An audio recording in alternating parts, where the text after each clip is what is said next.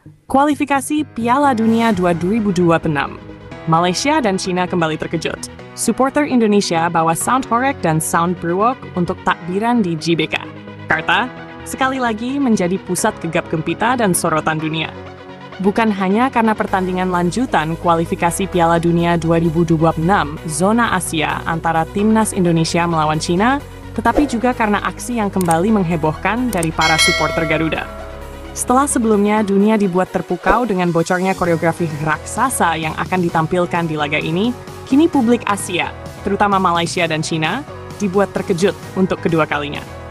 Supporter Indonesia secara masif menyiapkan puluhan sound horeg dan sound brewok untuk mengiringi malam takbiran Idul Adha di halaman Stadion GBK, bertepatan dengan laga hidup mati Timnas Indonesia.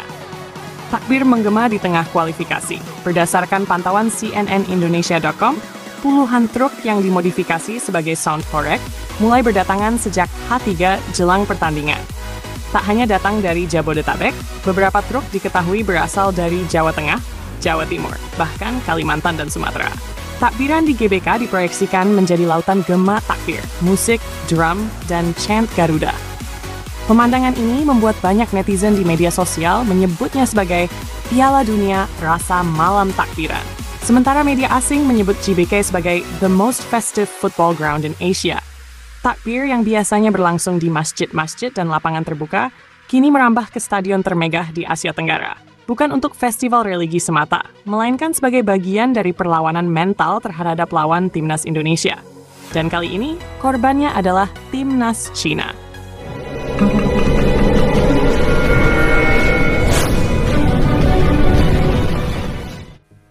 Pemain Cina alami stres berat, CFA minta bantuan psikolog. Di tengah gemerlap dan gegap gempita Jakarta, kabar mencemaskan datang dari kubu lawan. Timnas Cina disebut mengalami tekanan psikologis berat sejak tiba di Jakarta. Hotel tempat mereka menginap dikelilingi suara takbir, iring-iringan supporter, hingga drum khas GBK yang dipukul nyaris tanpa henti. Laporan internal dari CFA, Asosiasi Sepak Bola Cina, menyebutkan bahwa beberapa pemain mengalami gangguan tidur, kecemasan, bahkan naiknya asam lambung akibat tekanan non-teknis. Ini bukan pertandingan sepak bola biasa. Kami seperti dilempar ke tengah festival besar yang penuh tekanan dan fanatisme.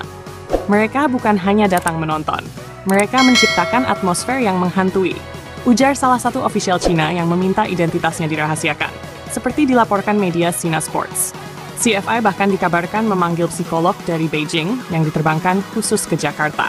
Sesi meditasi, konseling, dan terapi relaksasi dijadwalkan setiap malam bagi para pemain, termasuk beberapa bintang seperti Wu Lei dan Li Yuanyi. Malaysia say what? Iri lagi. Jika China sibuk menenangkan para pemainnya, Malaysia justru tersulut emosinya. Para supporter Harimau Malaya yang sebelumnya sempat mengejek koreografi supporter Indonesia, kini kembali iri dan nyinyir melihat viralnya persiapan malam takbiran di GBK. Forum-forum penggemar Malaysia, seperti Ultras Malaya Online dan harimaukuat.org, ramai dengan keluhan soal minimnya kreativitas supporter mereka sendiri. Kita fokus kejar ranking FIFA, lupa caranya bikin prestasi dan atmosfer pertandingan. Lihat Indonesia, tak hanya main bagus, tapi luar lapangan pun seperti Piala Dunia. Tulis seorang supporter Malaysia yang viral di platform X, dulu Twitter. Legenda sepak bola Malaysia, Safi Salih, bahkan sampai angkat bicara. Saya kira kita perlu belajar dari Indonesia. Apa yang mereka bangun bukan cuma tim, tapi ekosistem. Kita terlalu sibuk dengan data, lupa dengan emosi, ujarnya dalam wawancara dengan Harian Metro. GBK, neraka ramai di malam takbiran. GBK memang bukan stadion biasa. Sejak beberapa tahun terakhir, stadion berkapasitas 80.000 itu menjadi medan laga penuh tekanan bagi lawan-lawan Timnas Indonesia. Namun, laga kali ini berbeda. Malam takbiran yang biasanya penuh haru dan damai, diubah oleh supporter Indonesia menjadi malam semarak yang membakar semangat. Dengan perpaduan gema takbir, dentuman sound horeg, dan lagu-lagu penuh semangat, GBK menjelma menjadi panggung spiritual sekaligus teatrikal. Laga ini jadi simbol perjuangan spiritual dan nasional.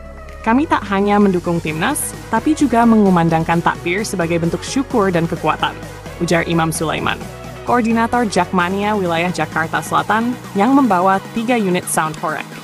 Suasana magis itu membuat media asing menyebut Indonesia sebagai the soul of Asian football. ESPN bahkan menulis artikel khusus berjudul From faith to football, Indonesia's unique fusion at GBK. Garuda asuhan Kluivert, Pastor, dan Lanzat siap ukir sejarah. Di balik euforia supporter, skuad timnas Indonesia tetap fokus.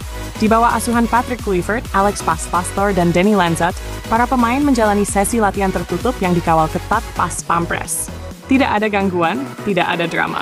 Skuad Garuda datang ke laga ini dengan kepercayaan diri tinggi setelah menahan Jepang Sang 1-1 di laga sebelumnya.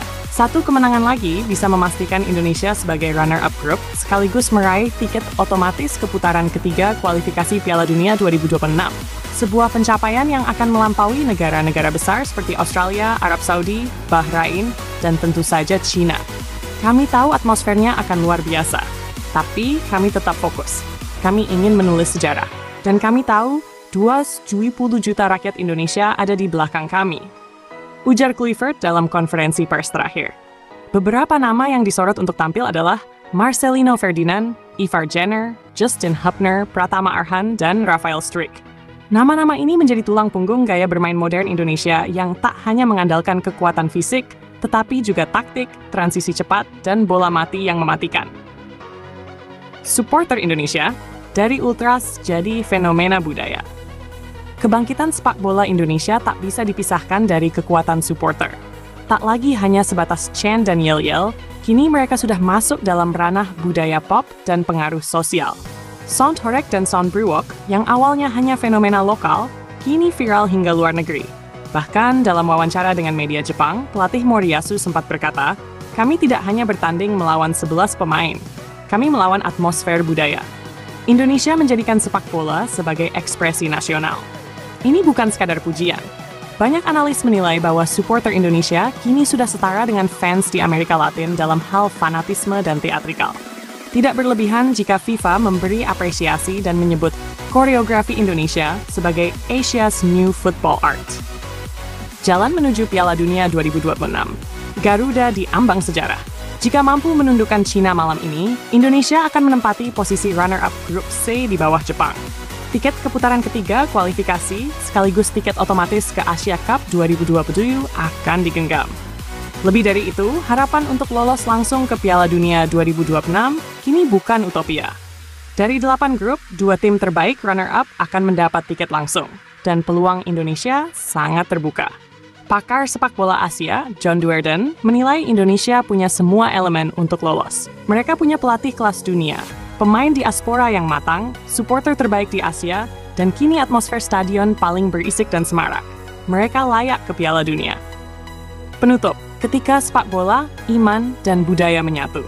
Laga malam ini bukan hanya pertarungan di atas lapangan, tapi juga pesta budaya, ekspresi iman, dan unjuk gigi dari Indonesia baru. Percaya diri, modern, dan tetap berakar pada tradisi. Malam takbiran di JBK bukan hanya soal gema takbir, tetapi juga gema semangat nasionalisme, identitas kolektif, dan ambisi untuk menempatkan Garuda di pentas dunia.